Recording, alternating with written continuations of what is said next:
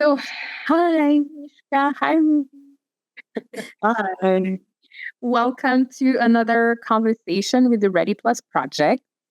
For those who don't know what the Ready Plus project is, it's a project who is funded by the Canadian government.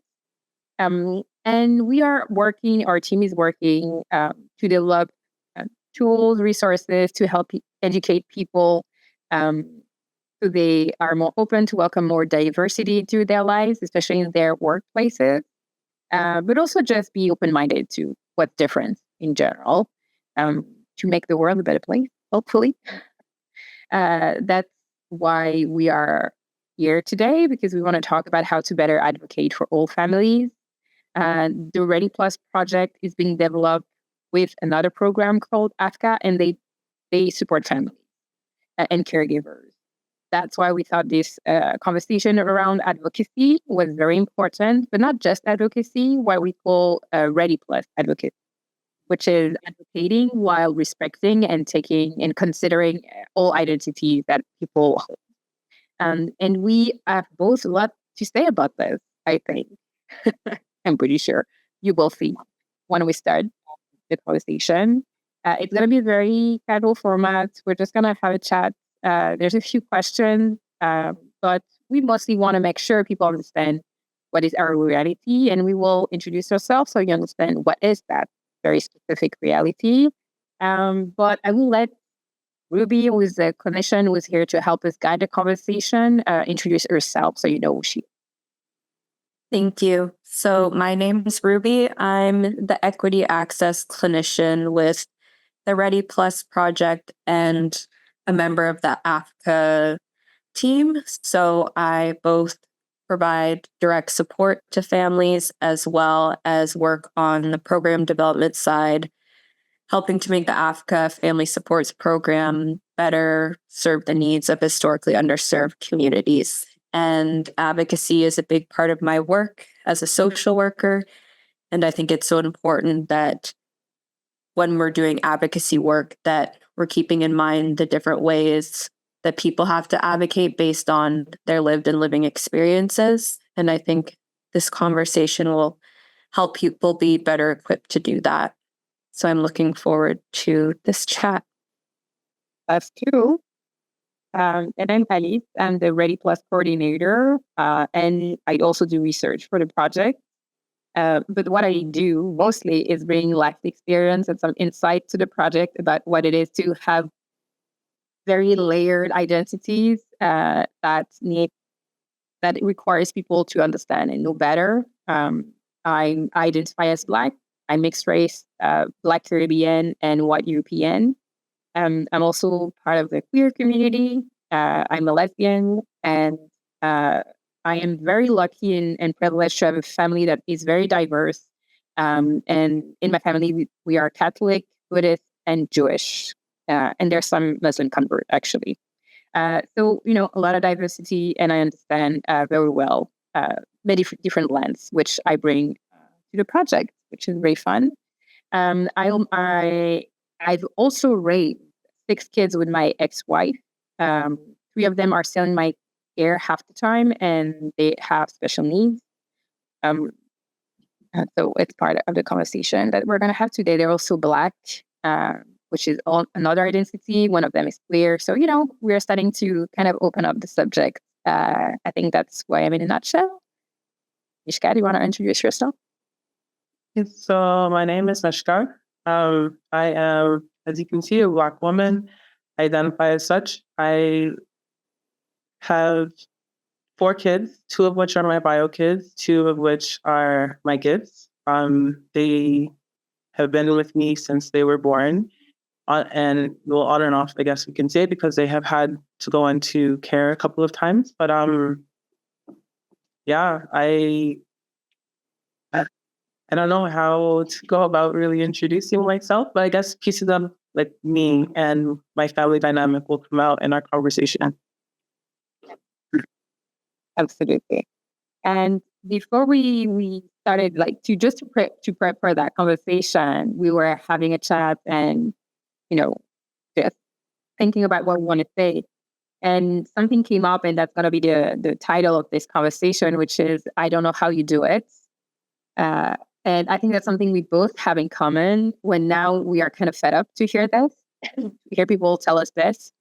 I don't know how you do it, because, when people say, I don't know how you do it, they see that something is complicated or hard for us. And I don't think we need the reminder. So why is it like, what do you tell people when you hear this now? Like, how do you feel and what do you tell people? Honestly, I've gotten to the point now where I just kind of try to change the subject, because I don't, like, before it was just like an awkward smile and nod, because, okay, so in the very beginning, I thought that it was like a badge of honor in a sense when someone else said to me that they didn't know how I was able to do the things I was doing. And it's now, as you stated, it's gotten to the point where I don't want to hear it anymore, because a lot of the people that are saying this to me are people who are supposed to be providing assistance and supposed to be helping to reduce some of the load that they can clearly see that we are trying to like balance and manage. And I feel like they think they're doing a service sometimes when they say that they don't know how I do it. And like they compare themselves, like, I don't think I could do what you're doing and things of that nature. It just kind of, it doesn't lighten the load in any way. And it, especially on the days when you're feeling defeated and you're not able to provide for your child in the way that you hope that you would be able to, it doesn't feel good. So yeah, now it's just, okay, we were redirecting. We're moving on now. Yeah.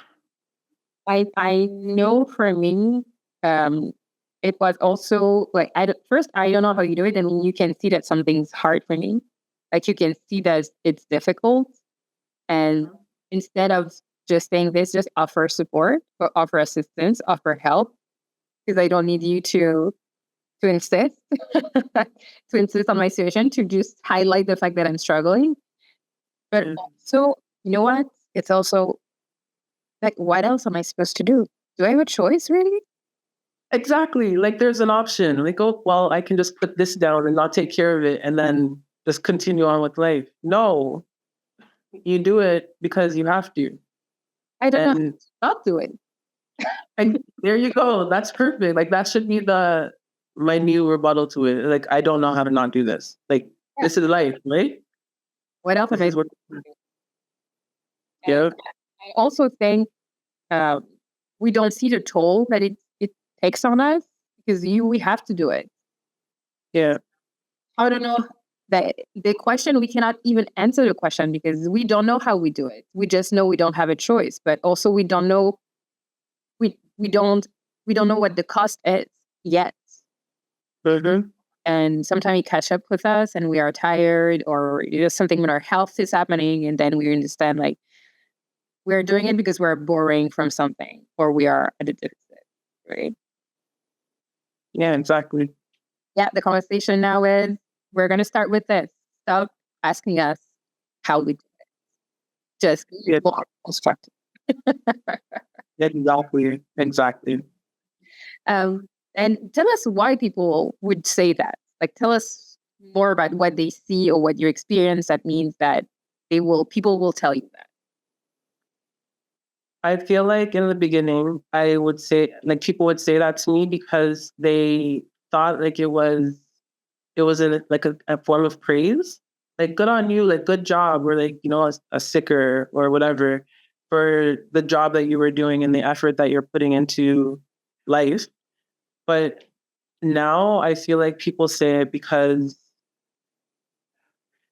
I don't know if I'm jaded, but it feels like it's because they are recognizing that their efforts are inadequate, and they're recognizing that they're not doing as much as they could possibly be doing. And maybe that's what's playing in the back of their head, because I hear this from the same people.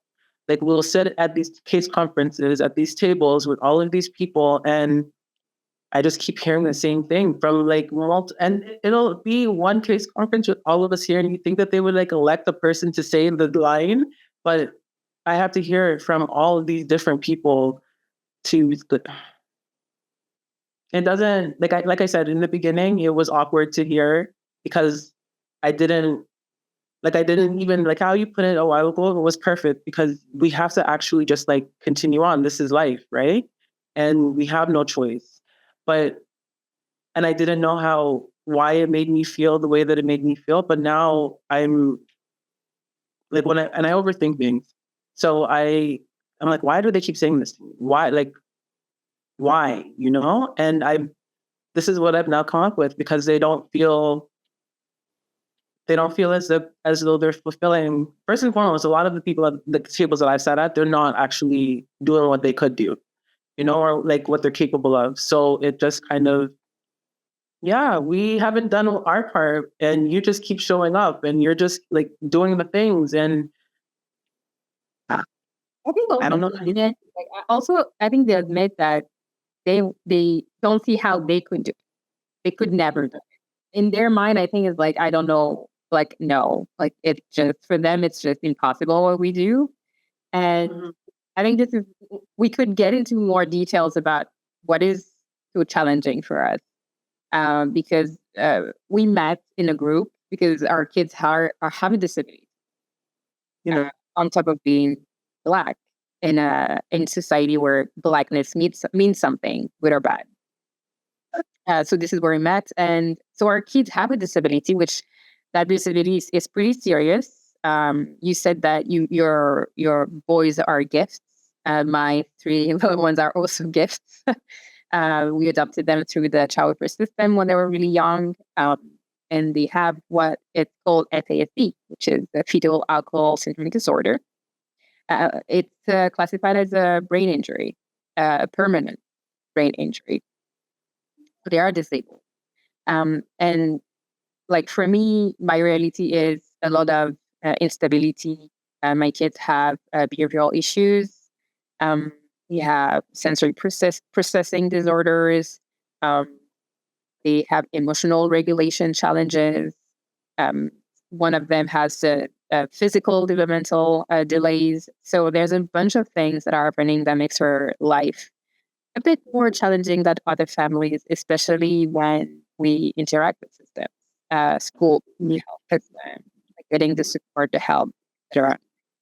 So I think most of the people that I hear this from are people who are more and more aware of what my daily life looks like, what our daily life looks like, and see how complicated it is. It's complicated for parents in general, but for us, I feel like it's a little bit extra. What do you think? What about you? I agree with that 100%. One of the things that I've been told by different agencies is with FASD, which my boys are also diagnosed with, the most consistent thing are the inconsistencies. And we're supposed to just kind of, I don't even know how to, it sucks because a lot of like our years in the beginning with dealing with the people in general, it wasn't just before agencies were even involved for myself, it was the fact that everyone just thought everything was behavior, and it's brain damage for our children.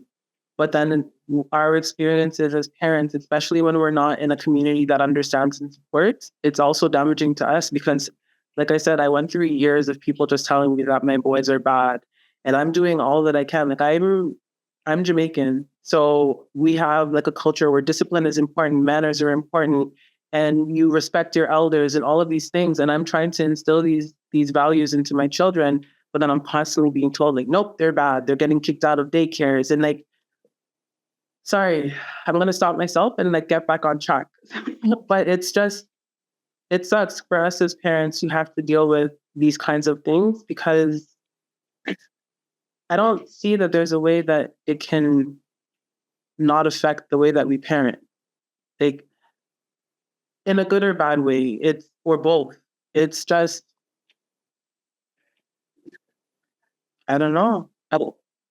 Sorry, can you I'm trying to keep myself on track, but I'm just like, my brain is going on this. Can you? The brain of someone who has 100,000 things to do all the time, and that always connected to something that could happen, and I have to think about work, and this is literally our brain. And that's why we're a conversation and writing things down because of the fact that I need to make sure that I remember and I stay on. Yeah, or like even if we go everywhere, people will just get where they're supposed to go. Like it doesn't have to be linear conversation. And I think you said so many things. I'm sure Ruby must be buzzing right now because you said so many things that we love to hear, which is like the cultural aspect of, I'm trying to raise them within the values and the culture that I grew up in, which I'm attached to. But also they have that brain disability that means that they are like it's harder for them to get there. But it's like being, like stuck between two forces where people from the community have expectations that our kids cannot really meet like at the same pace. I think they can meet some of those expectations, but not in the same way that regular kids can. But I don't know about you, and you can tell me more, but also there's the other force, which is the systemic force, the people who don't get the culture, who saying like they are disabled, so let's not even try. Like they won't be able to do it. Like why they're disabled. Like don't expect that. So lower your expectations. And some of those expectations, I'm not lowering anything. You don't understand, lady. My kids are going to respect elders. It's not a if they can, if they will. You have to figure it out because this is life, right? Respect is something that you need throughout life. How if they cannot understand or grasp a simple concept or like what I consider to be simple of respect, then how do they get through life? How do they one day find a job? How do they maintain that position? How do they maintain relationships if they don't understand respect? No person, like if you're with someone or around someone on a daily basis or on a regular basis and they're not respecting you, that's abuse. Like it's a form of abuse, So we're setting them up because you believe that they're going to fail and they're not capable to be abusers for the rest of their life because you believe that they're what? Like it doesn't make any sense to me. So basically they're set up for failure and we as their parents are supposed to just kind of, well, it is what it is. Like, let me make sure that I get a great job, which you can, like even that, you can just go and maintain like a position unless you have an employer who is understanding or you're an entrepreneur and your clients are understanding. You're not able to maintain conventional work because how? You need to be on call for the school and the agencies and all these other things. And like, you want me to forget about respect? You want me to forget about values? They're not going to be able to succeed. And I will not be here as much as I would love to walk with my children through all of the days of their life. It is completely impossible. Like we haven't gotten to that level of science yet to make it happen. And I'm just supposed to like believe that they're going to fail and that's it. Well, I think it's all like and maybe Ruby, you can help me with this. Like because it's not their fault, they have a disability. So it's not their fault. That part we get for sure. Yeah. But I think people know it's not their fault. They want to accommodate them. I think they want to meet them where they are and respect their needs. There's a balance between accommodating someone and then be with the other. It's over accommodating.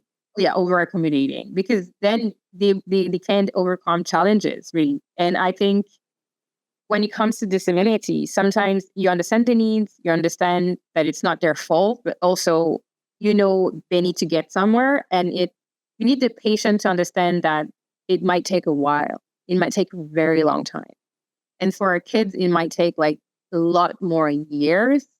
But there's flexibility there. It's just exactly. my mom tells me, and it's stuck with me, and it always will. It's PT doesn't help anyone. And I think people sometimes feel bad for our kids, and this is where over accommodation happen because they really want to be helpful, but they overcompensate. And okay, so I can understand, and I agree with your mom to an extent that pity really doesn't, especially for people who just want to kind of stay in that state. But like in an environment such as the school, where we're putting in all of these accommodations and like they worked for this year. We believe that they work because you don't see the behaviors or the kid kind of just goes to school and does whatever they want for the day. And then they go home and they expect that the same structure that they were at because they spent most of their day in these institutions.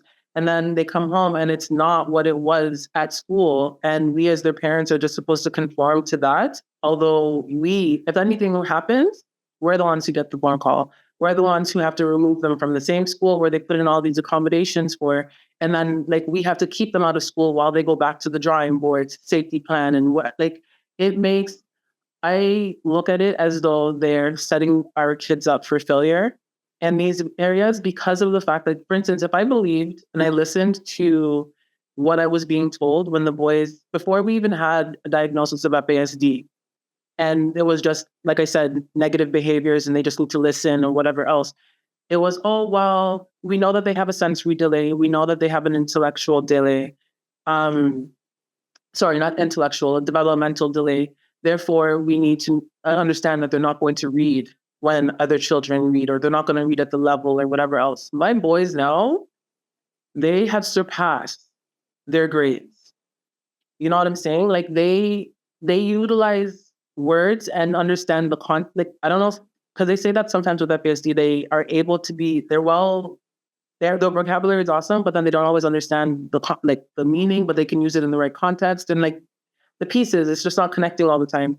But if I had believed them and just said, oh man, there's no hope, we would have been looking at picture books still, or we would have been still having them learn their ABCs. And even when I taught them things before they went into school, they started to regress because they were not able to maintain the level of learning that they had gotten at home at the school. And it's because of the fact that they wanted to put these accommodations in. Well, we don't expect that they're going to be able to do this. Therefore, they can't. Therefore, we won't help them. Something as simple as boys learning how to write. They didn't want to do that. They wanted Google to write for them, speech to text. And I was like, no. It got to a point where I'm like, if you guys are going to do this, then I'm not signing the waiver for them to be allowed technology at school, because they're going to need to sign off on a job offer and a check, or I know checks will probably be obsolete by the time they need to sign one or write one. But these are the way that my mind thinks. And I have a sister who, she also has a son who's nonverbal autistic, and she says the same thing to me. If I listen to these people, I'm going to have him running around my house, breaking my things, hitting his siblings, and just because he doesn't understand. But there's a way to make him understand. There's a way to help him get there because at the end of the day, he's not going to stay this small forever. He's going to get bigger. He's going to get stronger, and the hits are going to hurt more. And he has to understand his strength, if not how he affects other people around him. And these are things that they don't want. Why are these expectations not necessary? Why are we setting them up to fail? And then in turn, we're setting up the family to fail because they come home with all of this stuff. And then when they don't meet the accommodations, or they don't meet the expectations that are set for them that are sometimes quite low, then they feel so much worse about themselves. And society doesn't care about accommodations. No, it's true. That's something that's stressful, like the transition. When they're in a space where they're accommodated, and then they will eventually leave that space in a world that is not going to have any accommodation. That's a stressful transition. We're not there, but I know it's always at the back of our minds, okay, it's cool. We want to accommodate for them to grow and just go where they're supposed to go. But at some point, they need to catch up with the rest of the people, because they're going to be one of the people. And this is what is setting them up for success and not setting them up for failure. And you also mentioned something super important, is that when it comes to kids who have honestly invisible disability, I think part of what they don't get is it's invisible, so people don't really understand, and there's a lot of prejudice and stuff like that. But so there's lower expectations for our kids, but statistics shows that there are lower expectations for Black kids. Exactly. Structurally and in the education system, that means that already they're part of a group where expectations are lower because of systemic racism, and then they have a disability. Yeah. So this is also why advocating for with the right vision of multi identity is important, because we have to fight even harder for them to not fall through the gaps and fall behind, because people are not reinvested as much as they should be in their support. And it's not just the expectation, like I guess educational levels, their expectations are lower. But then when it comes to other things like having respect and like the same things that they're saying, okay, well, maybe it's not going to work. They hold our children, our Black children, to a higher standard for like if they get into trouble, they can do the same thing as one of their peers, and the consequence will not match the behavior or like you know what I'm saying. So like there's just so many other things that are defeating them. And then you add that piece of the disability. And then if they have multiple diagnoses, then it's like, where do we start? And then like the help is not, because I know that there are people who mean well, and I have encountered many of them in like our trek towards this where we're at now. And it sucks because like as much as people mean well, that piece on lived experience is so important because a lot of people, they went to school, they learned and they observed, and then they go into the workforce and they go with the idea that yes, we're going to change the world. But then it's like, but you don't even know what this world is like, you know, like how do you change something when you have no idea where to start or like what it even feels like? Well said. How do you change the world if you don't even understand the world? You don't even go through it. I know I often give the example of being a parent. You can read all the books. You can like watch all the movies. You can listen to all the conversation. Like to understand what being a parent is, you need to be a parent. Like this is not something you can teach. This is not something you can understand. This is something that you will understand if you need immersion, really.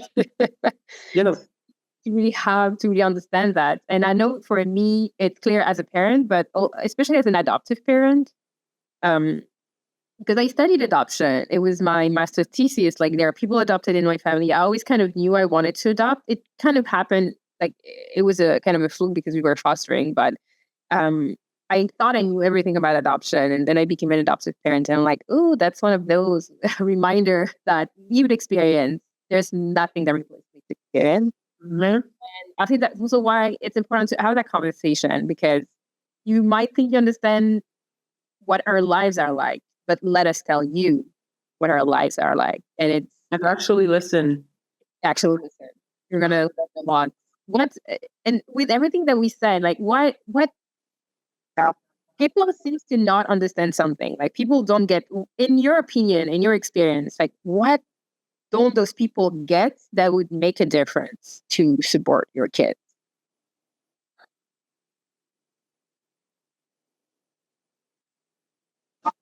I honestly, there's just so much. Well, I live in Barrie, Ontario, so it's not very, it's starting to get a little more colorful out here. And I mean that like in all aspects of the word or the term. But a lot of the systems, the community agencies are predominantly white. So I'm going into these meetings and just getting them to understand that, like, an example, I had a situation happen with one of my boys at school. He was in crisis and he was trying, like, new school, I understand it, but the one person he had a connection with, which with FASD, their consistency is huge. Like for them and connection, it's really big. And we thought that the school knew this. We thought that like with the meetings, because it took like 3 months for them to actually be able to start school, just for getting things in place. We thought that like we were setting everybody up for success. And the person that he is used to was not there.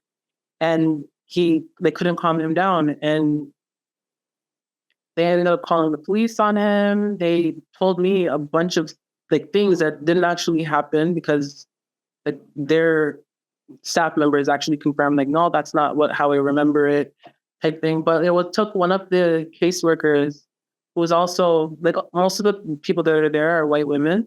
And it took one of them to say like, well, would you have done this if it were a white kid? Like you can't tell me that he's the first child to ever have a temper tantrum at school, because what you're saying does not go, like, it wasn't even like full out distress mode where he's like breaking things and whatever. He was just running in the hall and like trying to get away from these people who are a part of his support team, but he's never met them.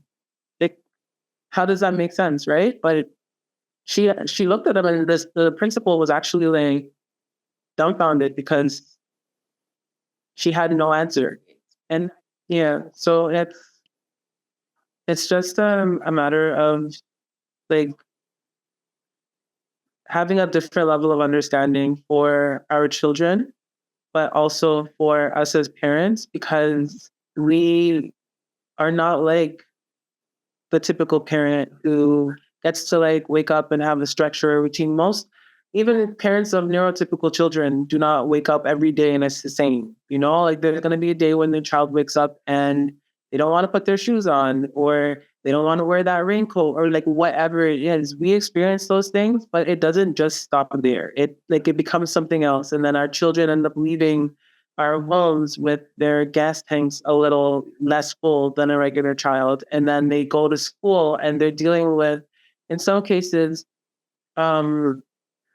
prejudices that they don't even know. Or some of these people that are working with them don't even know that they have within them. You know, everyone thinks, and everyone, like a lot of people mean well, they just don't get that it doesn't always translate into the way that they're actually working with the individuals that are required to be around them. And it sucks because our kids don't need that. And us as parents, we then have to deal with whatever that is. It's either we're dealing with the behaviors because our kids, they're feeling that vibe and they don't get it. And then they come home because they're uncomfortable, and then they come to their safe space. And it's like, well, now we get to deal with the fun stuff, or they come home because they have an incident, and we as parents still have to deal with that piece also. It's a lot. And when people don't understand, I think, to go back to your question, it's genuinely just having an open mind, being understanding, and actually listening to what us as parents are saying. Because yes, they are there for a majority of their day, but we are the ones who know them in their most like in the most intimate way, because like we've been there for them. You know, we've seen like we established the patterns before the school decided to look into patterns, or you know, so it's listening is huge. Listening, understanding, having a lens of that is like shaded with sympathy. It's huge because our kids they don't do well, and it's not just our kids. Like, I'm talking about our kids as in like Black children or children of color. They don't do well in these environments because of the fact that a lot of the people dealing with them don't get it. And adding a disability or multiple to that piece is like, Well, it's like feeling like sometimes it must be feeling like you're an alien somewhere, because if you're not represented in the community, you're not represented at school, then you have a disability that people don't necessarily understand. So you feel very different. And I know for my kids, especially one of them was struggling the most, like it feels like her identity makes her feel like there's something wrong with her and she's bad, when no, you're not. Like, you're different. And if the world was more understanding and committing to you, you wouldn't feel that way. But the problem is they don't really know, and they don't make all the efforts they could do to just really get you and build an environment where you would feel comfortable and thrive. So it falls on us to try and educate people. But you said it perfectly. Like, we have to educate people and advocate, but sometimes we're doing it with people who are not even ready to actively listen to us. I think one of the things that I hate the most and makes me want to give up or just make me want to explode, but I don't do any of this because I'm emotionally grounded and stable. But it's people, when I know I'm gonna not just educate them, I'm gonna have to convince them that I'm gonna have to convince them that my kid's disability is a thing. And it's well documented, and they have a diagnosis, and this is what it is. And so you kind of have to show, because if they look like regular kids, sometimes I'm being treated like, oh, they're not that bad, like especially one that's high functioning. Like, she's lovely, she's awesome, she's great, she's all that. Well, put a camera in my house, you will see that what it means. You will need, but And they think they misbehave because it's with us. No. Outside of the home, she integrated it so much that the world is different and it's going to look at her that she's different. It's going to judge her and won't accommodate her or include her, that she uses something called masking. And masking is that I know I'm different, but I'm going to put all my energy at pretending that I'm not. And I'm pretending that I function like the rest of the world. But then when I'm going to enter a space where I'm comfortable and I don't have to mask, I'm going to let it all out. Yep.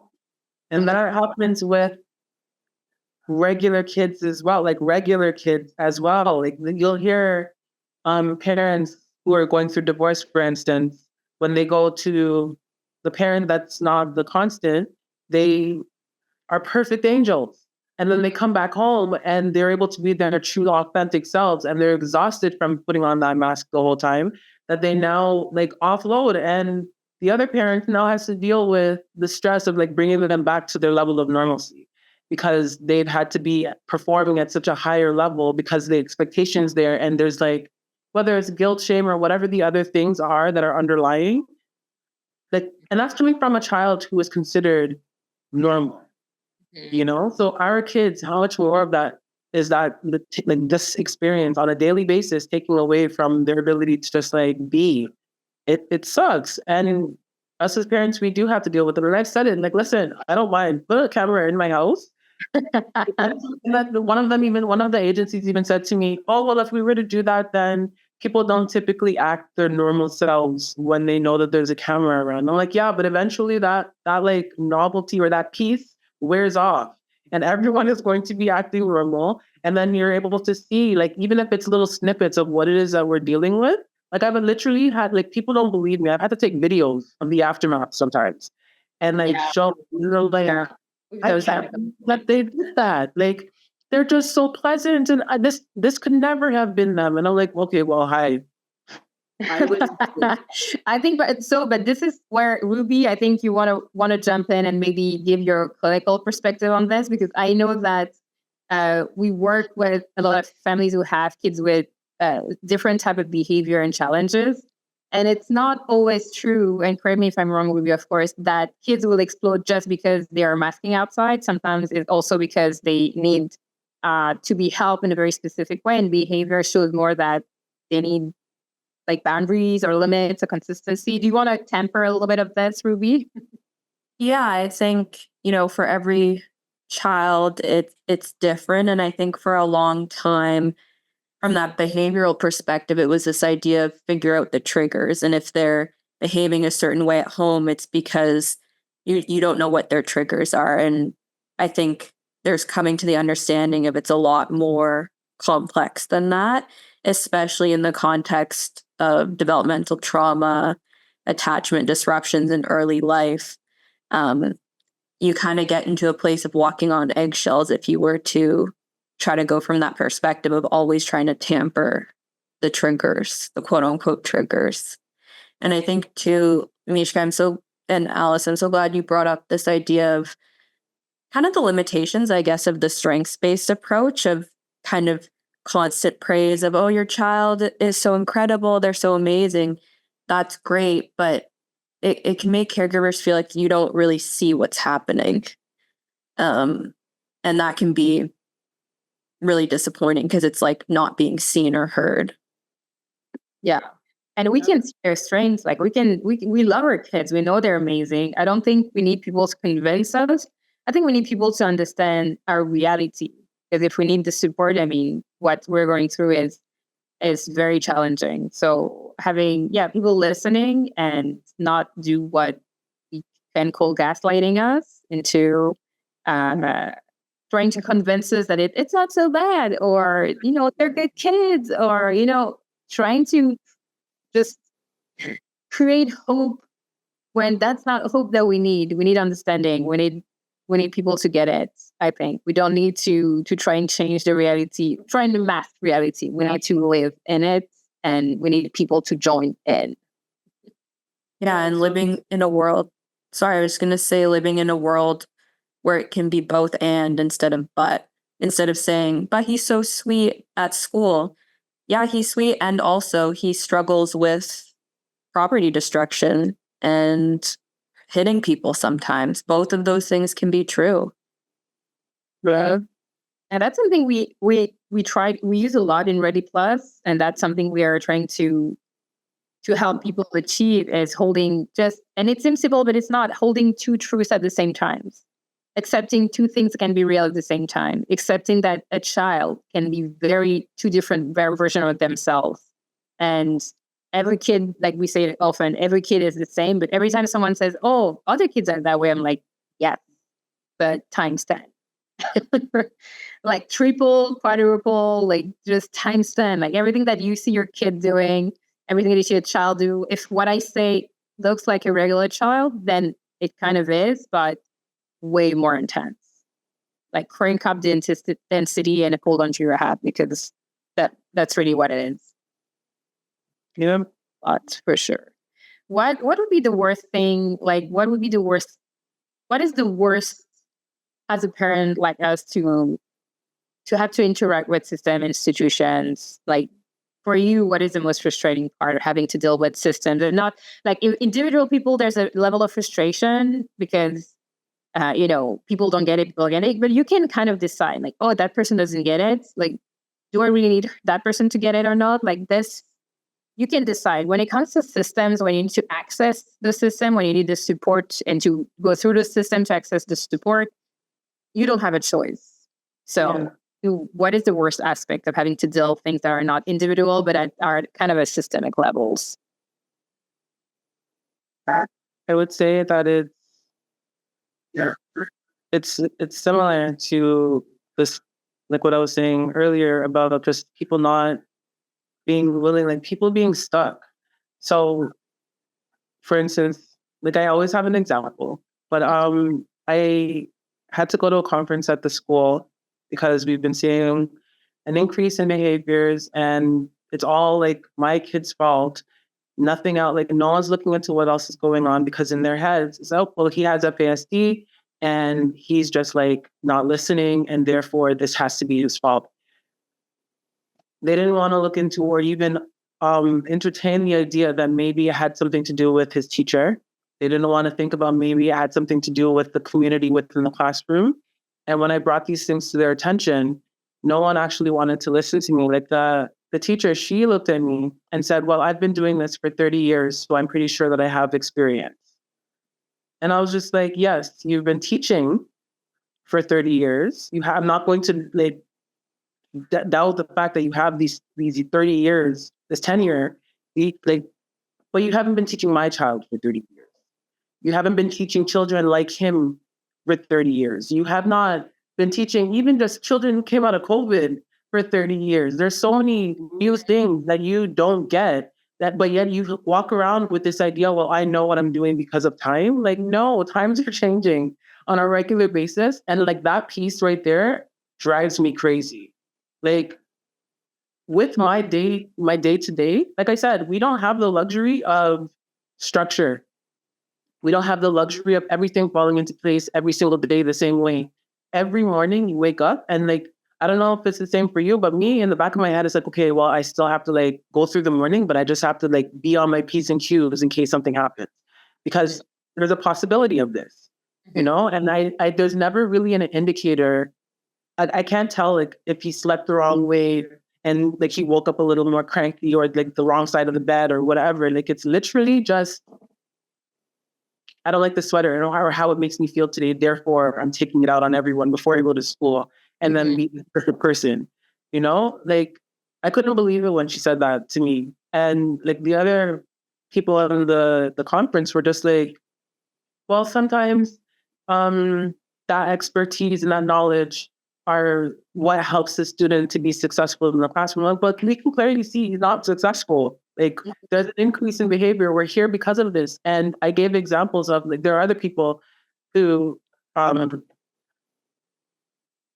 like the principal, while we were in a meeting, she said to me, because I had an advocate come with me, which is something that I never knew was so important until she actually started showing up with me, because I would go in and I'd have these people look down on me as like a lot of people don't even wait to hear your story. They make their judgment as soon as they see you. Like, oh, on paper, I am a Black woman. Well, maybe not on paper, but as soon as you see me, hi, hello, my name is Russian. So like they have an idea because everyone creates scenarios prior to, right?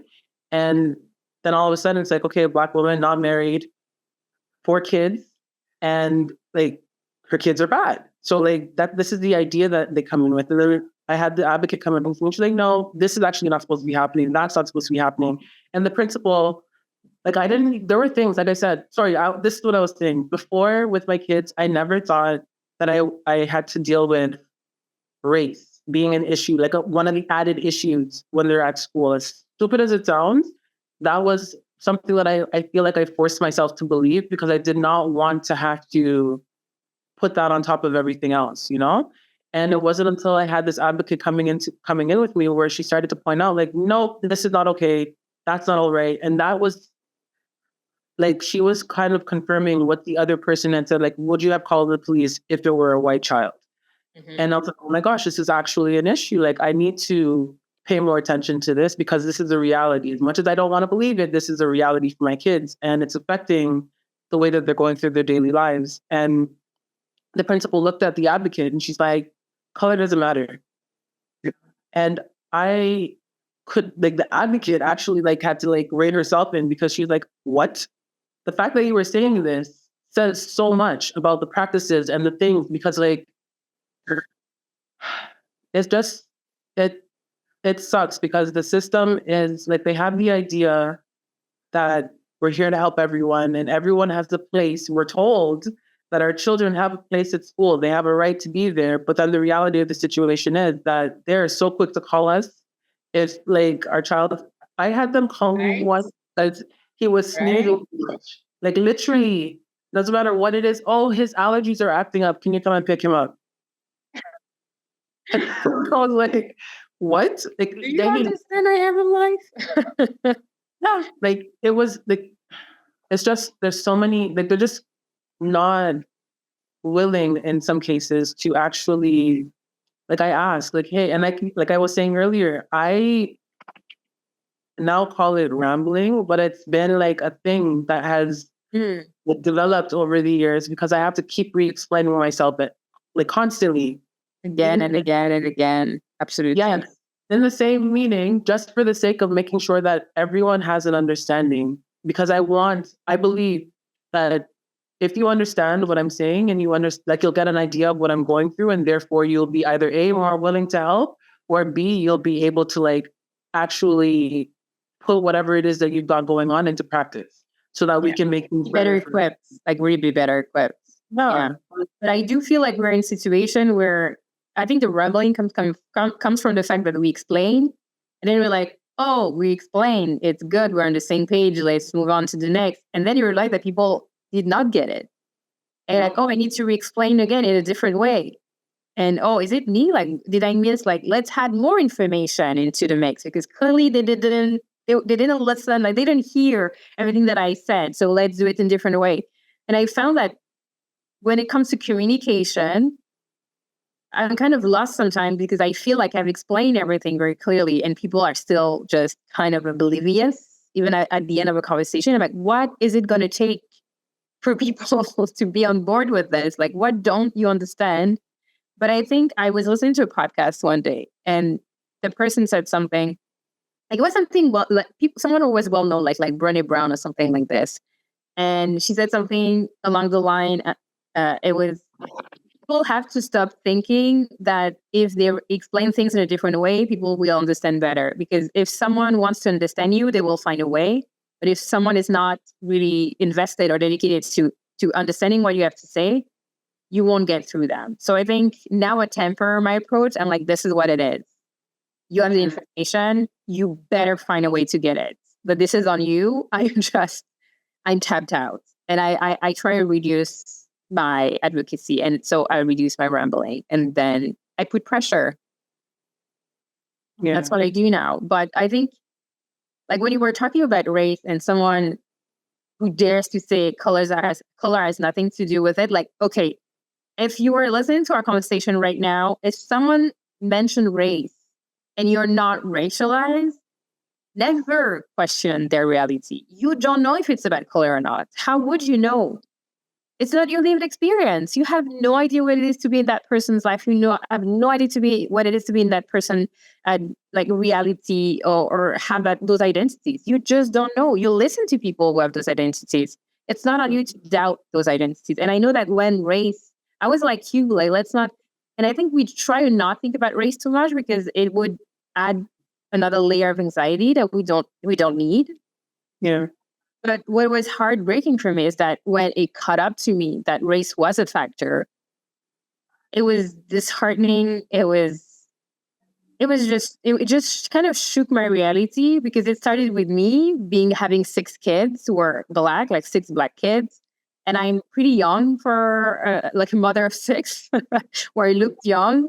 But all my kids are adopted. Like my older kids are my ex-wife's children from another relationship. So I did not give birth to them. I really just, I didn't officially adopt them, but I raised them. So they're my children. And then we adopted the little ones that we call the older ones and the little ones. But it's just knowing, and my ex-partner is white. So I was like, we were in the same situation. It's the same reality, same family. Everything is the same, but the color is different. Mm-hmm. And she's not treated like I'm treated. Like I can tell you that, like we are basically the same person, just different skin color, and our life experience is widely different. So I had to wake up to the fact that I'm not going to be treated like for who I am, which is if I enter a space and you know that I adopted 6 kids and 3 with special needs, you would think maybe like positive things about me, but I always have to prove myself. I would have to prove that I'm educated. I always have to prove that I know what I'm doing, that I'm a good parent, that I'm invested, et cetera, et cetera, et cetera. So things are not easier because I'm Black. Things are harder because I'm Black. Things are more challenging because I have to show what I'm capable, who I am, and what I'm capable of. And then it was for my kids. I don't know if it's the same for you, but I can see when people don't have the same potential for attachment for my kids because they're Black, because they don't have that, oh, she looks like my cousin, she looks like my niece, she looks like she looks like someone that I already love. So there's a possible connection because I can relate to that child.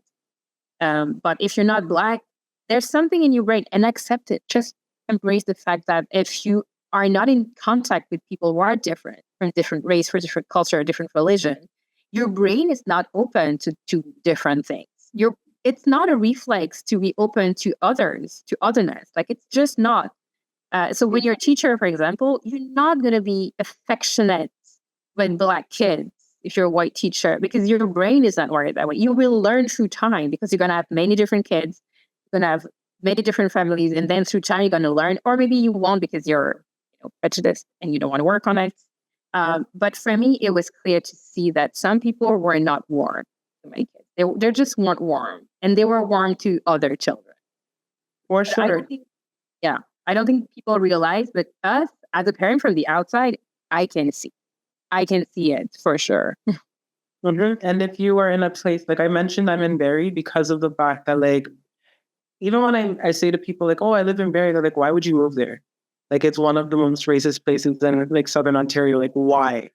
And first of all, I didn't know. Okay, so, whoops, because I set my kids up for things I didn't even experience when it comes to racism and the prejudice that they have to deal with while they're at school. And you can see it. Like, even though with this teacher, with her 30 years of experience, how many of your students were Black? And why do we not want to be open to that? Like, it's almost like they're ashamed to admit that, yes, I don't get it because I'm not, like, everyone just wants to be like in the know, and you can't pretend your way through this. And it's so confusing to me that people try to like denounce the fact that this is a reality because they don't understand it. Like, that to me is what? It doesn't make any sense to me. And it's funny because yesterday we had a really big situation with one of my boys, well, 2 of my boys, and it just kind of like really shook our family. And I was dealing with one of the caseworkers and I was livid because I'm like, I've been talking to you guys about this for years. Like I've been like this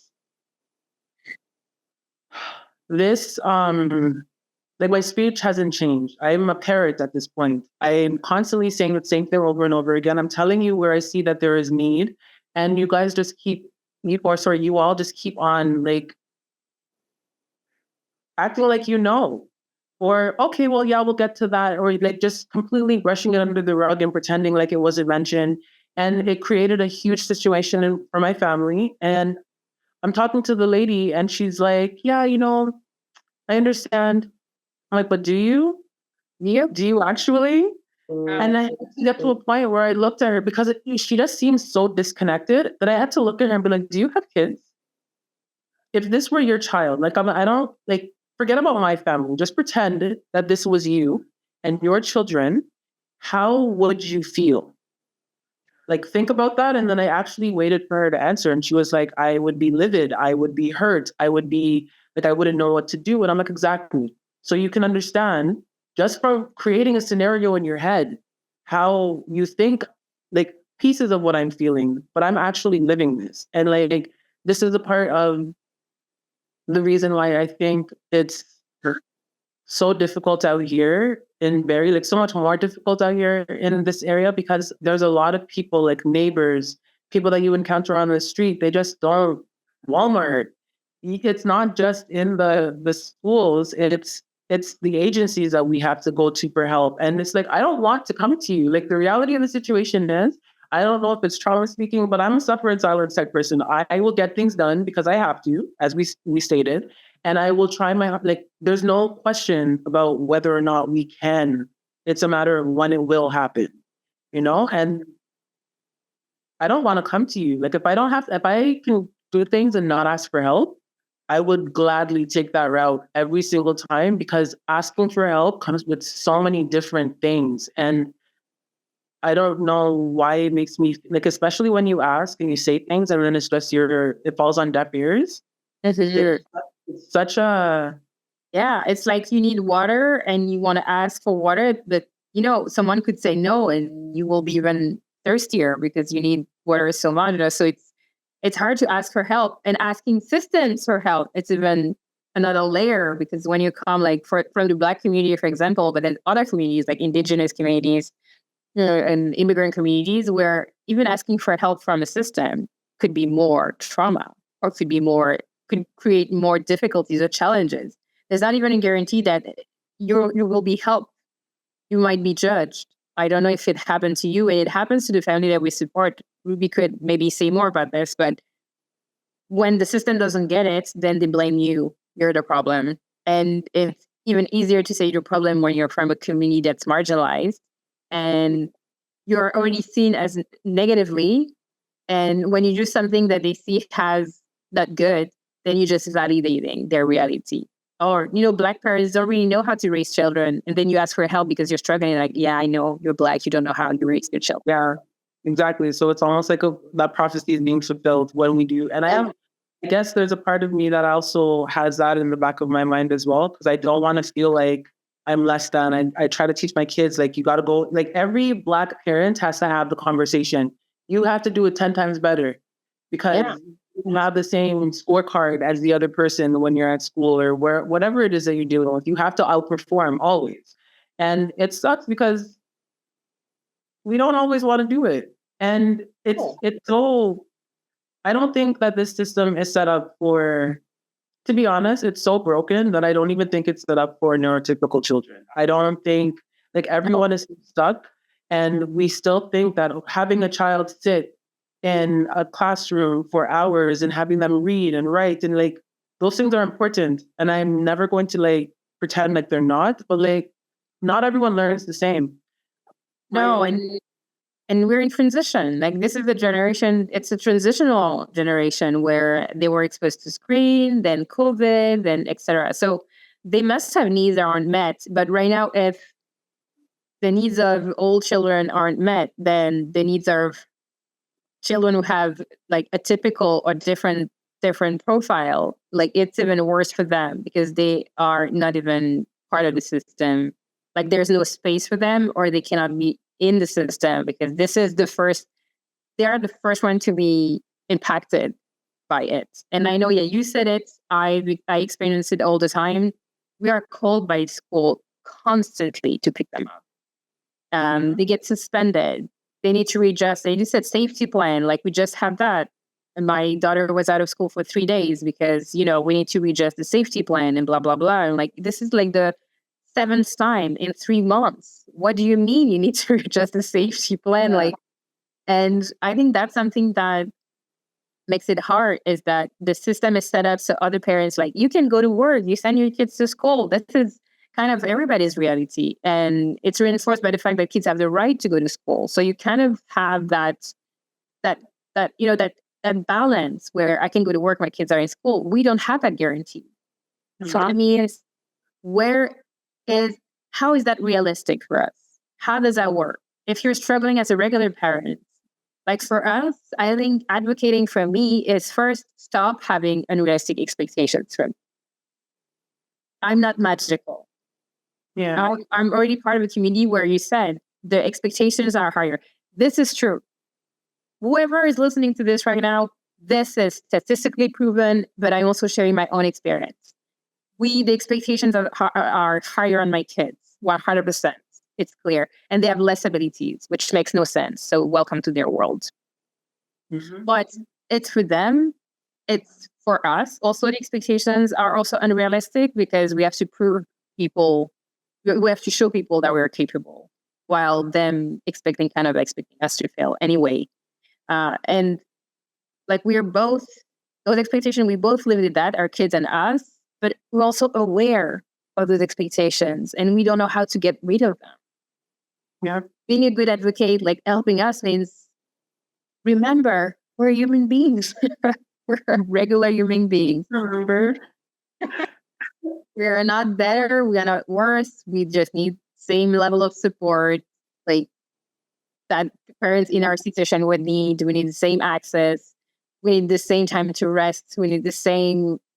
We're humans. Like just like the expectation that, like, just having that awareness of expectations and joining us into let's try and expect something that's realistic would be very helpful. Just the school, having to tell the school, like, I'm not picking up my daughter. Just figure it out. Mm-hmm. And then being called a negligent parent, or why would you just want to abandon your children? And it's like, how am I abandoning them? I left them at school. I throw the kids there. Like, I'm confused. But it's not, we're not met with that same, like, the thoughts are not the same when it comes to our kids.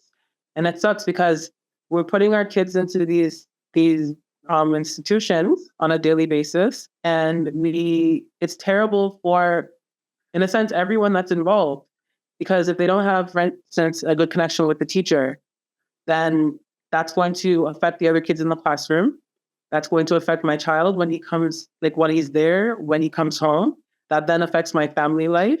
And then my kids then have to go out into society and deal with other people when they're now affected because of the system that doesn't get them.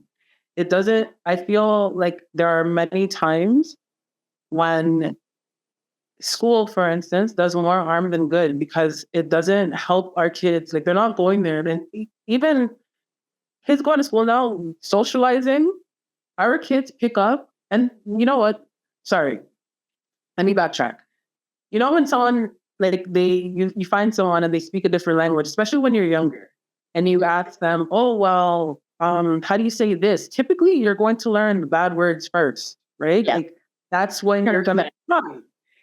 Our kids go to school and they're learning this language, even if it's not taught at home. They are learning this language of the culture that is within the school, and then they're picking up on all of the negatives, and that's what's sticking with them. Because not only is it either funny, or people will laugh, or it's cool, or whatever, they're trying to fit in. They have, because of this masking, they have to do this on constantly, and it's a by any means necessary type thing for our kids in some cases. Yes. Right? And it doesn't help their situation at all. They have to deal with, like, coming home, and that culture doesn't exist in my house. So now they have to like be a different person while they're here. And then they like, I have tried to understand how they say that with FASD, like, and I have actually witnessed it where my boys, they knew how to tie their shoelaces. And then like for 2 weeks, I don't know if it was just them being deliberate, not wanting to tie their shoelaces, but like we would sit there and they completely forgot how to tie their shoelaces. Oh yeah, that happens a lot. Yeah, absolutely. I had to reteach and I couldn't understand, like, I don't have all of the knowledge of FASD. I don't think there's anyone out there yet that understands it completely because we don't understand the brain completely. So it's impossible for us to know everything. But like, I couldn't wrap my head around it. Like, I honestly thought they were playing tricks on me because it happened at separate times and the twins. So I'm like, okay, well, maybe this is one of those twin things, you know? But it doesn't work. It doesn't help our children. It doesn't help society in any way. When we're sitting here and we're pretending like these issues or situations don't exist, it isn't safe for anyone because eventually it's either a situation of like they're so lacking, like they're lacking in confidence, they're lacking in the way that they feel about themselves, and then it's like our children are now suicide is a thing. Like kids are like this is a conversation piece.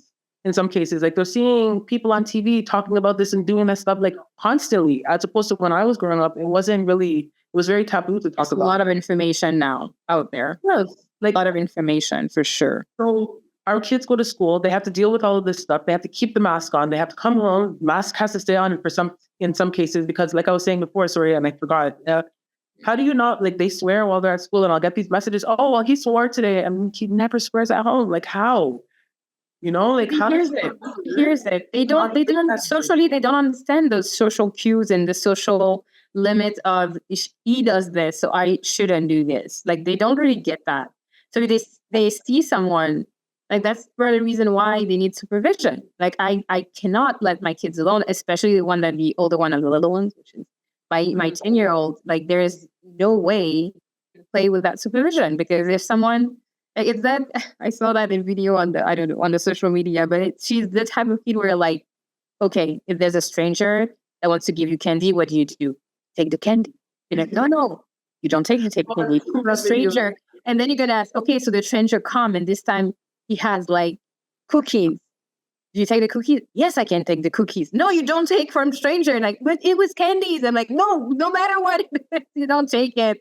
And so they don't like it. They're lacking some logic. There's logic that's missing. There's some missing pieces with logic that you have to supervise them. So if they see other kids do things, they will do it. And I think that's one of the struggle and the challenges with FASD is that it's an invisible disability, but it also shows up very randomly. So sometimes even like, I'm sure it surprises you, it surprises me when I'm like, this is a day they can do that. This is a regular kid day, because they're regular kids most of the time. But then something happens, you're like, oh yeah, that one I didn't anticipate. It was impossible, but still, I'm surprised, because how come? Like, what happened with the number 18? What did the 18 disappear? What happened there? And now 18 just, my daughter, the number 16 was just completely gone from her brain for like 6 months. Yeah, on that we have, like, we don't have a choice unless you have multiple streams of passive income and you're able to sit home and take care of your children. There is absolutely no choice but to put them in the schools that are in some cases refusing to actually understand them. And how does that help anyone? You know, because and it's wild to me because, like I said, when I first got into kindergarten, I had been teaching them at home because it took time for them to be able to start. And I had to fight and advocate and like make calls and go to school boards and whatever else to get them an EA. Like you would think, hey, this child needs an external brain. Like this is documented. Why are we putting them in a class with now they're pushing for like 40 kids and expecting for him to be successful? And we expect that like he's going to sit there all day, every day, and just perform. This doesn't make any sense. Like, why do I have to fight for an EA? I understand, like, everyone wants to talk about funding. Like, if there is a child who's having difficulty with reading, we're going to bring in, like, some kind of, like, computer program, and we're going to pay for these things. and then make it so that they're able to be successful. But like with our kids, it's, oh man, there's no budget for it. And then they're pushed through. Because I've even asked, when I saw them like going backwards in kindergarten, I asked, can we keep him back? Because I don't understand how he's not learning anything. And they're like, no, we don't do that anymore. Yeah. We're going to wait till he gets to grade 9. Because you're going We should have put our daughter back. Honestly, I regret it. We should have done it. And they don't do that, but she shouldn't be the one that's in third. She shouldn't. Great. She should not. Ages and stages, right? They keep telling us ages and stages. We as parents are supposed to be mindful of the fact that their age and stage are different, but then the school is going to keep them, or sometimes they'll give them the IEP and they'll monitor certain things and look for certain things, but then they still expect them to act like everyone else. Yeah. Oh, we're going to show them. And then not even realizing that those same accommodations that we mentioned before create obstacles when it comes to how they socialize. And then that creates other issues. And there's just like so much. I'm going to stop. But there's just like so many different. But there's so much that could be done. First, like I'm always listening to you, and I want to say that just flip the script. Just flip the script, because like, why do we have to advocate? Someone said something, and the emotion that I felt caught me off guard. I was doing a podcast for education also about children in nature. And she said, I really want to learn more. I need to learn more. And I want to listen to you because I want to be a better advocate so I can take the burden off your shoulder. And I was like, what? Like, even now saying it, I'm emotional again, because this is what I didn't know I wanted to share all along. Someone who said, I need to do my work. I need to learn. I need to educate myself. So what you have to do all the time for your kids, with me, with that structure, with that organization, you don't have to do that anymore, because it's a lot and I can see it, and I'm going to take that off your shoulder. Yeah. That was a gift. So right now, like whoever is listening to this, like what the most beautiful thing that someone said one day is this. Exactly this. Like, I will learn and educate myself so I can unburden you. Because advocating takes so much energy, so much time, and it's so inconsistent. Because sometimes people listen, sometimes they don't listen, sometimes they get it, sometimes they don't get it. And it's a never-ending thing, especially if it's like summer, for example, summer camps. We had that conversation a lot. So for summer camps, like if there's one person one day and like the supervisor is not here, but that's someone else, like you have to advocate and explain and like describe your child needs and behavior again and again and again and again. And every time, if you don't do that, it's got to be back. Like you have to do it. If they don't get their needs, then their needs won't be met, then they won't be accommodated. Then you're setting them up for failure. I mean, you leave in the morning and you are going to be called 3 hours later. That's basically what it is. So it's a lot. It's a lot. So really flip the script. If you see us struggle, and if you want to ask, how you do it, I don't know how you do it. And if you want to tell us this, if you see our reality, then remember we're human beings. And if you want to help, then look at our lives. If you know, like, they know you're a single mom, why would they call you at a time? Who's going to pay your bills? We're going to help you. We're going to do all this. Like, listen. Just be there with us. Like, you need to do so. If you want to help, see us as human being and help us just survive isn't start, but just live a regular life with support.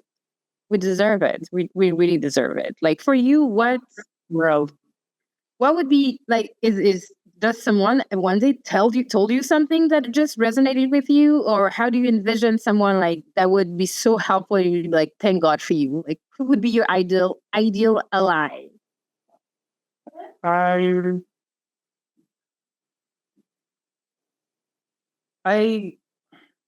It's like so I have examples of people and things that they've done that have like really stuck with me.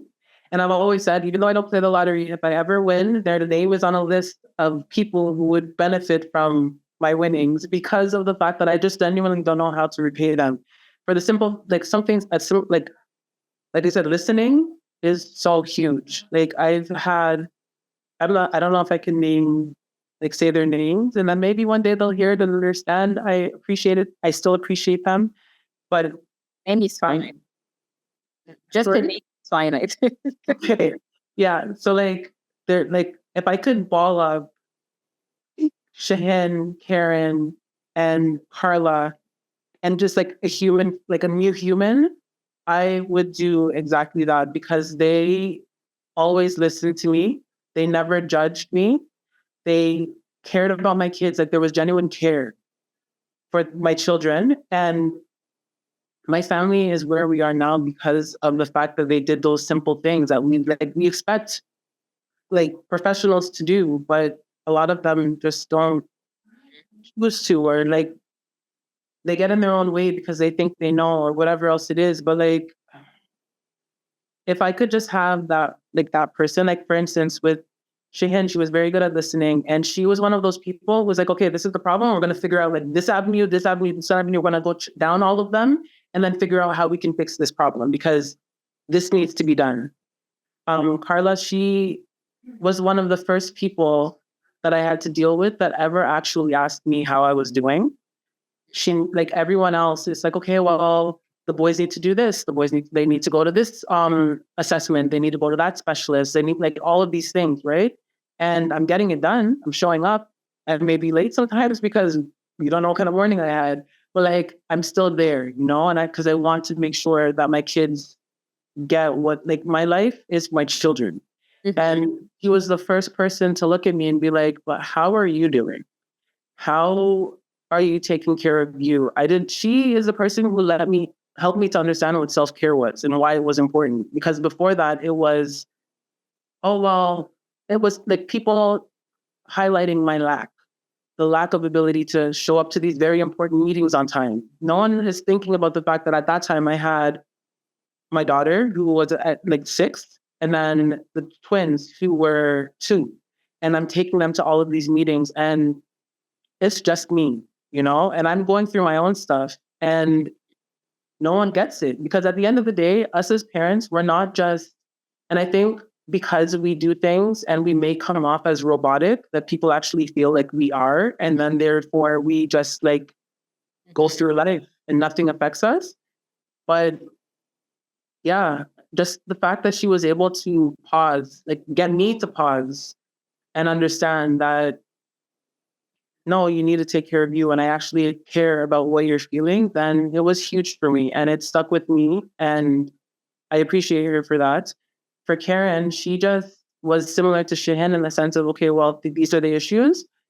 We're going to get this done. And she even had her family because I was in school and she even had her family volunteer to help take care of my children when my professors didn't like either the class wasn't available at another time or they just wouldn't accommodate. Because it's not just accommodations for our children, it's accommodations for us as parents as well that like just don't always happen. Right. And those things that's like I'm saying them, and maybe if I were talking about another person or they were to be telling me about like just regular life, then I would think, okay, well, yeah, someone listened to you, that's awesome. But it means so much to me and it has stuck with me. And I just pray that they have like someone like that in their life, like someone like them in their life to help them when they need it, or just like to be there for them because everyone needs one of them.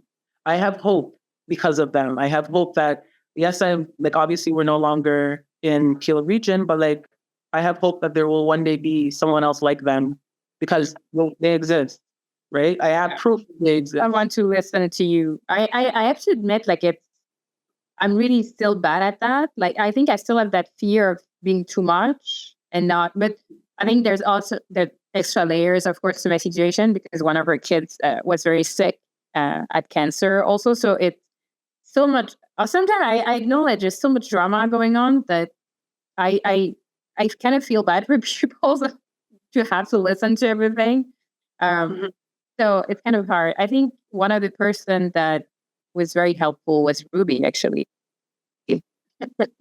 Oh, Having someone on a regular basis was there to just, okay, Alice, what's happening today? Like, table.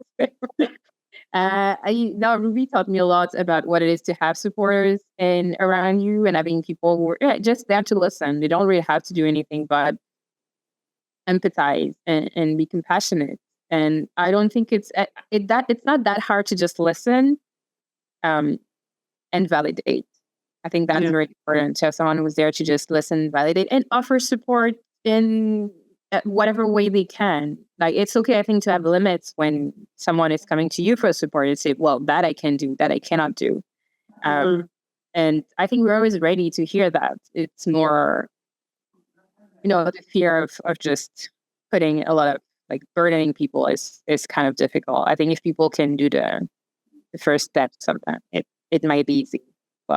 And I think it was a game changer for me, though, to understand that if my kids are my priority, I am my own priority. I'm number one. Because if I'm okay, I can be more present, I can be more grounded, and I can be there for my kids. And our kids with FAZ, they need a lot of, being grounded, co-regulation of the emotional co-regulation. Like, they need to have an adult that's there and present. And so I need to pour everything that I can into myself.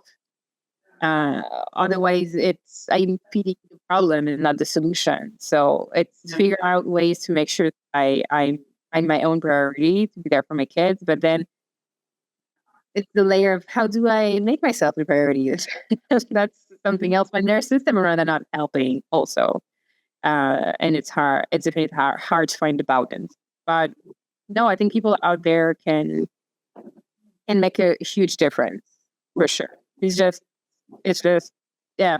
But it depends who it is. I know that Ruby, there's a program that you use where we need a very specific type of supporters. You want to tell us a little bit more about that, about NVR, Ruby? Yeah, I mean, for the piece of supporters, and I think it comes up a lot too, is having boundaries and being clear about how people can support you, because sometimes well-meaning people end up causing harm, unfortunately. And I think it's so amazing, Mishka, that you were able to name those people and exactly what they did to support you. And it wasn't rocket science. Like, it's relatively simple things that people can do to support, and recognizing that it's not just the kids who need support, it's the caregivers. And what you were saying too about self-care, like, I'm a big advocate that, we like to say, like, you can't pour from an empty bucket, or I need to be well in order to take care of my kids, but you also deserve rest just because you're human, not in order to take care of someone else, but just by being human, you deserve rest and restoration and care. And I think that's a huge piece. Thank you. That's true. Sometimes we forget. We want to remind people we're human, but I think even us. So we're caregivers first. Yeah. Because we don't have a choice. I think we're almost near the end of the conversation. We didn't want it to be too long, but I really want to know, Mishka, in your mind, if tomorrow, the type of people you're used to deal with, like the people who just don't get it, who will gaslight you, or just make you waste your time because they're just not willing, they don't put in the efforts to help. What would be a situation where tomorrow you go and you expect things to be the same, and all of a sudden you have that one person who does things completely differently? It's super helpful. What would it look like? What would that person would do to make you feel like, oh my God, this is a game changer? I think, again, it comes down to, I guess it's like listening with the sympathetic ear and just coming in fresh, having these ideas of, well, I know how to do this, or this happened, therefore I'm going to use, our kids, our families, they do not fit into box. We're not cookie cutter. So if you're coming in, and if I were to meet someone at an agency or wherever, and they just came with that first, I think it would be phenomenal, because I don't like having to tell the story over and over again. And I don't I'm not looking for, I'm not, as much as I say I want people to listen with a sympathetic ear, I'm not looking for sympathy. I'm not looking for pity. I'm not looking for any of those things. I'm looking for someone who just genuinely wants to get the job done. You know, like they'll stop at nothing and just do it. Like just say your, and then like the follow through, that in itself is just amazing because there's so many, I'm not sure what your experience is, but there have been so many times when I've been told, oh yeah, we have this available, that available, and we're going to get you on the wait list for this. And then it's like, oh, sorry, we can't.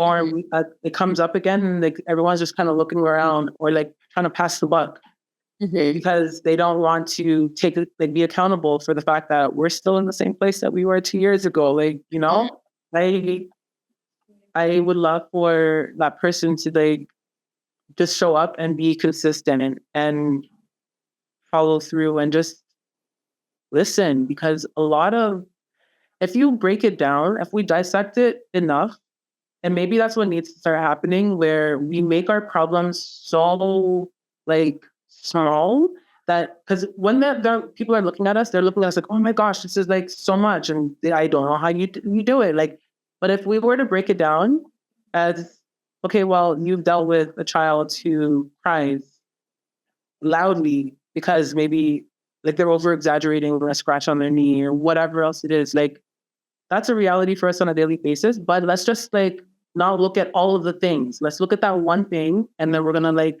even for the behavior plans, figure out how we work with this, because we see that this is a pattern, which thank God we have like something to work with. But like, let's figure out how we're going to address this when this comes up, as opposed to trying to fix the whole person when we know it's impossible. Because then I feel like maybe these people are getting, like they get overwhelmed before they start, you know? And then it's because of that piece where, oh, well, I don't know how you do it. I don't think I can do it. Therefore, I won't do it. And therefore, like, we're just stuck. And it doesn't help anyone. I really hope that like that person just, if we speak on it enough, they manifest, and then all of us will just have access, and then they will just like duplicate and multiply. And then all of a sudden, every person that needs help for whatever they need help for, being a person of color, being a person who has children or a child with a disability, they'd be able to get the understanding and the care that they need, because this problem doesn't like, it creates problems and they don't go away. Like, for instance, I can speak on FASD because that's what their diagnosis is, one of them. But like the prison population, so many of the people there have FASD, you know? So how are we going to make it so that my kids don't become one of those people? Because the reality of the situation is they're Black boys. Yeah. Their ability to be like stopped and harassed by police is already super high. You know, so how they can react because of FASD, it's also very problematic. Yes, and all I keep getting told, because I worry in advance, and I just I'm worried that my kids, they're going to be like the next news article, you know, and. But that's why we're here. I think you said it. It's about education. People need to be educated to have a better understanding of what the reality is and what disability is in general, especially when they're invisible, because we talk about FASD, but there's autism is a spectrum also, and ADHD is a spectrum.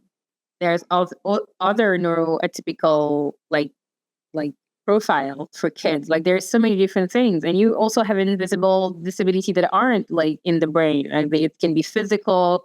It can be the somebody with a heart problem, a lung problem. Like you don't know what people's limitations are, and that's not everything that they are. But in some situation, you need to get it, because it can be difficult, challenging, or dangerous, like flat out dangerous. So I think it's about like education. Because when I think about what people like, what would be helpful for me, it's definitely just like educate yourself. Like just educate. Like if people are willing to learn more about FASD, I wouldn't have the same conversation over and over again. So if you're open to educate yourself, there's tons of things out there to learn more about people who are different. You can also search for training like READI Plus. Like there's a lot of what we talked like right now that READI Plus is trying to support. For example, what you said about like, I want people to listen to me, or I want people to get it, but do something. Like we teach practical empathy. Practical empathy is that I feel empathy. What do I do with it? Basically, like how do I create something that's actionable that will make my empathy useful? Because I don't want you to be empathic and do nothing. I want you to be empathic and then do something. And so what are you going to do with it? So you're going to do exactly this. And other ways of just, being the person that you want to be and being the person that I need you to be.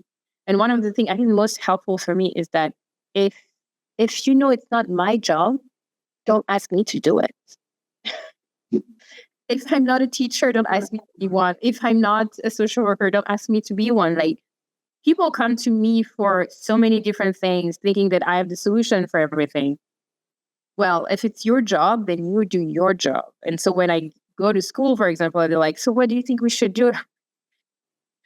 You should do your job.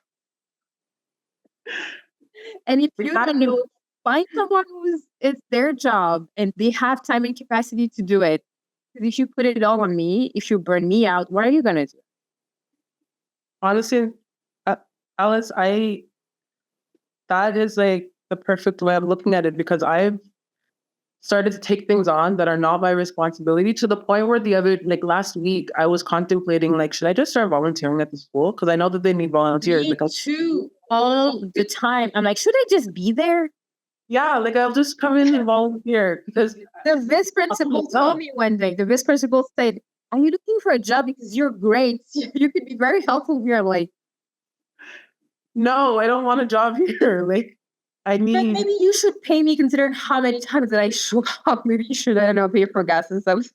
Yes, at least gas card, because I'm constantly here. Please, a little bit towards my bill. Like, there needs to be something. And they say that humor and sarcasm is a defense mechanism, but like, I feel like, how else do we get through if we don't have these kinds of things where we could just laugh about these situations? Because as real as they are, if we're not laughing and they're not getting fixed, then we're crying. And who does that help? Like, I did creating more of those situations that nobody wants to fix.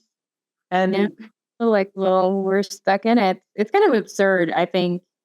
Yeah, I think make it make sense sometimes. It's just, how does that work? I don't know how it works in people's head, but it's just... I hope that with all of this, and I really do appreciate everything that you all are doing, because there are so many, like, for instance, I stated that I didn't want to look at this through a lens of, okay, well, racism exists. I would love to live in a perfect world where that's not our reality, but it does exist, and it does affect our children. All children are affected by this, not just children of color. Literally all children are affected by this, because like a child who's not Black, or not Black, like a white child who it's definitely not okay for you to say the N-word, you're going to think, okay, well, I can just say this because like this is what the culture does, and this is what, like, but our kids come home with that pain. If they're not, like, my boys, they never had to deal with this before, and the school just kind of like brushed it under the rug. I had another friend who, her child, he has severe ADHD, and his school, like the vice principal, she like, oh, well, I knew, her excuse was that she was new, but he went into full out crisis mode because he was being taunted, he was being called the N-word, he was being called like porch monkey and all these things, and he was talking, like he's communicating, which is not something that he's good at doing, but he was trying to communicate these things, and no one would listen to him until he was in crisis. And at that point, it's, you need to come and get him. He's out, he's eloping, and we're not responsible for this. He has a full safety plan. He has a behavior plan. This is written in black and white, what you're supposed to do in these situations, but nobody follow the plan. Stop. They like to write stuff, but just, do something. Yes. I think that's what we should. We should make sure people understand at the end of the day is that it's not about intention aren't enough. Yeah, your intent has to match. Intention, exactly. Good intentions are not enough. Plans are not enough. What you want is not enough. It's what you do. What you create into this world. What action are you taking?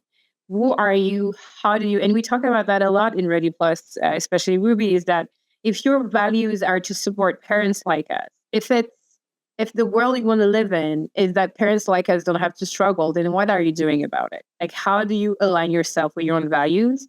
So, because if you don't do that and you're aware that we're struggling and your value is to help, but you don't, then this is where you have to pretend that things are okay. You have to gaslight. You have to put things under the rug to make it bearable, because you're gonna have to live with discomfort and shame, and maybe you don't want to. So it's about action.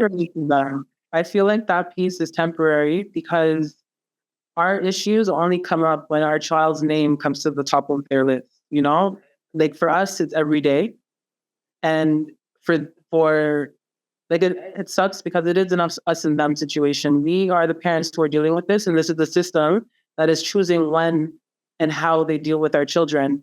And it sucks because we get all of it. Like we get all the things from everyone. We're getting it from our kids. We're getting it from society. We're getting it from these community agencies, and it hurts. So, But we are flipping the script.